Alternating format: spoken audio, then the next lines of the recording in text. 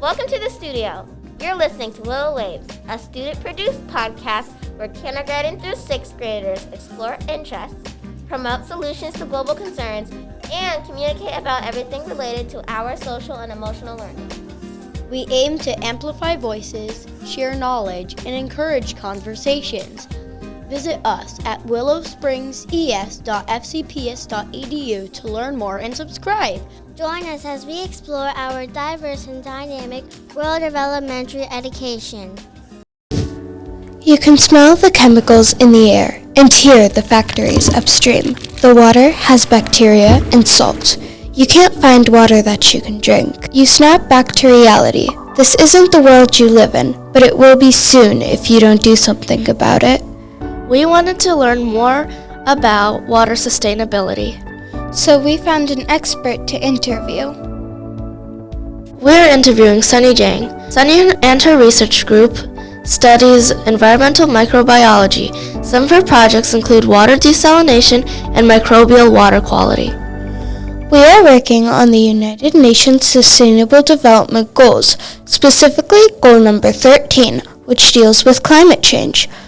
Many countries don't have access to clean water or much water at all. A major threat to society. There are many people who are working to reduce the amount of countries that don't have sustainable water resources, like Sunny Jiang. We're hoping to raise awareness, not only to our community, but to the world. Many people are affected by climate change. The increase in temperature evaporates water, leaving people with little water that's safe to drink. Floods put bacteria, sediment, and salt into water. More than 780 million people worldwide lack drinkable water, and 884 million people don't have access to safe drinking water at all. Sunny Jiang and her research group are also developing a portable pathogen analysis system prototype that develops waterborne pathogens like fecal bacteria and helps stop the risk of drinking contaminated water. Hello. Hi, my name is Evelyn. My name is Joelle. Hi, Evelyn. Hi, Joelle. How are you? We are both doing good. We both go to Willow Springs in Virginia, and we're both in 5th grade. It's very cool. I've never been there. Now we have a few questions we would like to ask you. Made you interested in studying water sustainability? Well, when I was your age, I really interested to swim in the ocean and seeing the kelp, seeing all the marine creatures. So I like the ocean, I like the coast. I didn't realize the water sustainability was an issue until until I grow up, until I go into graduate school. But loving the water, love to recreate in the water is my initial passion to get into the water research. I also enjoy swimming in the ocean.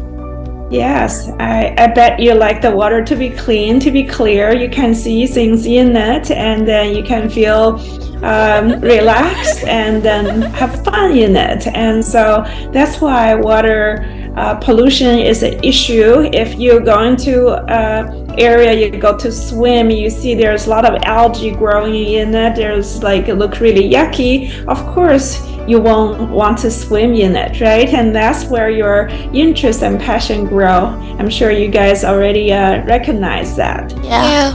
I think the process is not that hard. And what is your process of finding contaminated water? In some area you can look at it, there are some issues, right? I'm sure you guys seeing it after a storm, after a rain.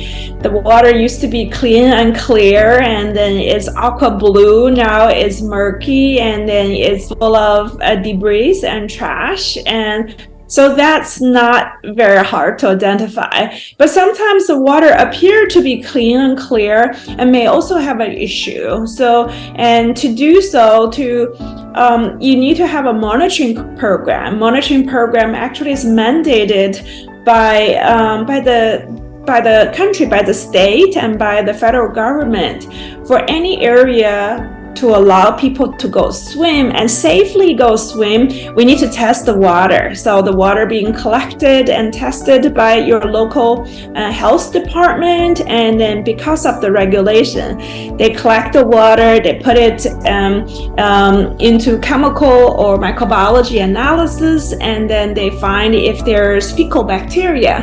The fecal bacteria is normally an indication, are there sewage, human sewage, or human waste being washed down to that water.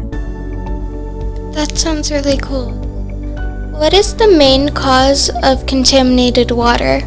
Well, there's many causes, and then anthropogenic, which is human activities, sometimes cause water pollution, especially if you live in an urban area and there's a lot of street, there's a lot of pavement.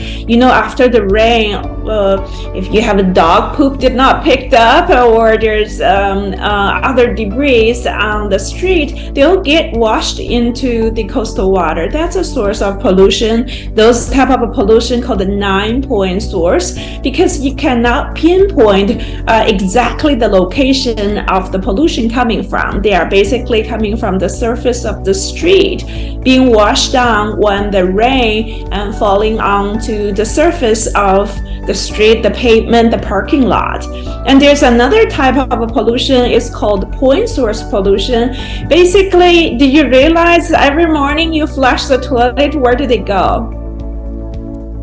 They go to a they go to a treatment plant. Actually, we don't dump our wastewater directly from toilet to the coastal ocean or the rivers. We treat it to certain degrees, and then we release it. Those type of discharge of treated wastewater is called the point source. Current regulation has done a good job to treat our wastewater. So in California, if you come to visit here, we treat our sewage from the toilet all the way to drinking water. And if you come to Disneyland in California, you drink our sewage water. It's called recycled water. It's treated in a very high level that you can drink it. So pollution coming, one of the major sources are the point source and 9-point source, and then they are human activities do cause a lot of pollution. How does the U.S. water quality compare to the rest of the world? That's a really great question. So if you live in a developing country, if you never test your water, you won't know there is a problem, right? And then so you don't know the problem, you think your water is fine. For my work, and I traveled to many different areas, and I've been to India, and I've been to Southeast Asia, and I've been to China. And then I will say, I didn't test water everywhere, but just I know where the sources pollution go into the coastal water, and the U.S. has a good regulation, has a good mandate for cleanup effort. So in relative term, U.S. water are fairly good. And so, of course, we have spots we need to pay more attention to. In different area of the United States, we have a different water quality, different level of pollutions. Can you explain how chemical sensors in monitoring water work? Yeah, so currently you asked the question early, how do we test for water? And then we test for water because of the federal mandate. Basically, federal government require you to test the water for any beaches that is used for human recreation. They have to send people to collect the water, and then they bring the water back to the lab, and then they filter it, they do the analysis, and then the result come out in 2 days later, okay? And then if the result come out 2 days later, if you were there the day before yesterday to swimming in the ocean, does it help? Does it help you to tell you the water was polluted the day, 2 days later? It doesn't. Just because our current method of testing water is very slow, a sensor system supposed to be hopefully to give you near real-time results. Basically, if I gave you a little device, before you go to swim in an ocean or in an area, you put that little sensor into the water to say, hey, is this good enough? Am I gonna get diarrhea? Am I gonna get sick from swimming in this water? And that is the goal of the sensor. the sensor have many different types, and some of them just tell you roughly is this okay by color indication, but many of them a little bit more complicated, especially to know if there's viruses in the water. So I think it will take too long to explain how each of the sensor works, but the sensor is basically a quicker method to test the water to know if you have infectious viruses and bacteria potentially get you sick. Currently, we are not quite there yet, but we're still working on it. That's really interesting. Is bottled water safer?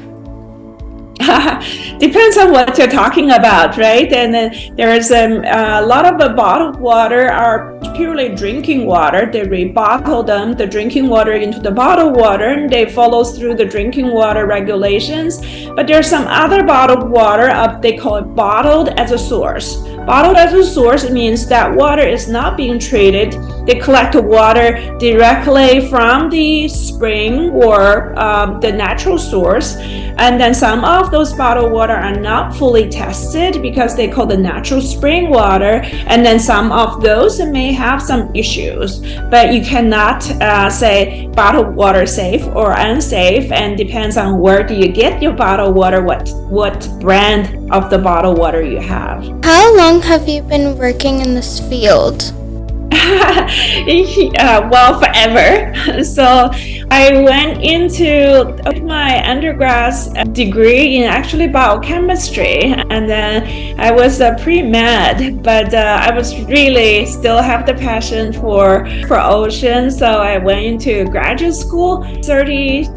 That was 30 years ago. So I've been in the field of studying water pollution for about 30 years. What health problems can happen from water contamination? There's many different type of health problem, and most recreational water. So if you're swimming in the ocean, the type of most obvious, most evident is problem with diarrhea and GI problem, right? And then because you maybe involuntarily swallow some water when you're swimming or surfing. That's because of the microbial contamination. But also there's eye infection, ear infection, skin irritation and infection. I would say our drinking water quality in the United States, especially for the very large drinking water treatment plants and giving you drinking water to your household, are very well regulated, very well tested, and then so the drinking water outbreak contaminations are pretty rare, but you may have a trace amount of chemicals and then in the drinking water that is in previously were not known. So those are potential health problem, are chronic. And then you're talking about PFAS, maybe some people mentioned that, and it is a forever chemical. And then that may accumulating in your body, and then some of those chemicals can potentially are carcinogens. But those are a very long-term slow effect. So you can a health problem can be very quickly you have diarrhea because you swim in the polluted water, or a skin infection, you notice that very quickly, or some health problem develop very, very slowly over, say, 10, 20 years. And then those type of a problem are very difficult to figure out where it's coming from. It could come from your food, could coming from your water, could from the air that you live in or the environment. And so pinpoint a source of health issue can be potentially challenged. But don't be scared. You live in a very safe environment, and then be aware of water quality issue is important, but there's no need to be panicked, right? And this country actually has a very good water quality, especially for drinking water quality. How can we filter water at home? Filter water at home? Well, there's many those filter, right? You can buy them from grocery store. You can pour your water into those water filters, right? And then you filter them through. Those are not difficult to do. The important thing is to keep changing those filters, and then when the filter expired, you do make sure you change it. Otherwise, you will have that filter became a contamination source, right? Your water is even worse than what is coming out of the tap. Although, well, again, it depends on where you are at, right? And then so some of the groundwater, we recognize there are some chemical pollutants, and understand because of historically their deposit that can give you chemical contaminants, but I cannot pinpoint what is the most important pollutants, and especially those chemical contaminants. They are very slow effect in human health. So I think there are plenty of people are looking into it. I think the chemical pollutants is not my expertise. I'm more into microbial contaminants, but the chemical contaminants are sometimes a very slow impact in human health. I cannot tell you exactly which one is more important than the other, and there's a lot of different chemicals, and then a lot of time it all depends on the dose, how much you are exposed to it. What is your hope for the future of the planet? Well, definitely be aware of the climate change, be aware of human impact to not only water, the plants, the animals, we are a whole, right? And then so from the age of you're at the 5th grade, and to understand, to be aware of it, and that is really a great thing. I think the younger generation, the newer generation has a lot more education and focus in that area, and I think that will be the great thing to start. We don't try to conquer the world. We want to live in peace with the world, and so climate change is very difficult to reverse. But if we're doing our best, and then to reduce the impact, and that will be my hope. And start from you guys. Yeah. That's a really nice hope for the world. Okay, thank you so much for sharing your knowledge and being here with us. Of course. Thank you for inviting me. I hope you guys are having fun doing this. Yeah. Okay. Yeah. Should I sign off, or you have any more other thing want me to do? That's all. That's all. All right. you. Great. Bye. Have a great day, and bye-bye too. for now. Take care. Great job. Bye. We also have some ways on how to filter water.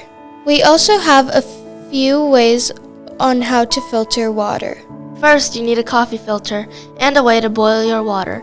Then filter your water through the coffee filter to get rid of soil or sediment, and boil it to get rid of any remaining bacteria. A second way to filter water is boiling, the simplest method to purify water, to boil it for a long time. You could also buy a water purifier. Thank you for listening. We hope you enjoyed. See you next time on Willow Waves. Bye! Bye!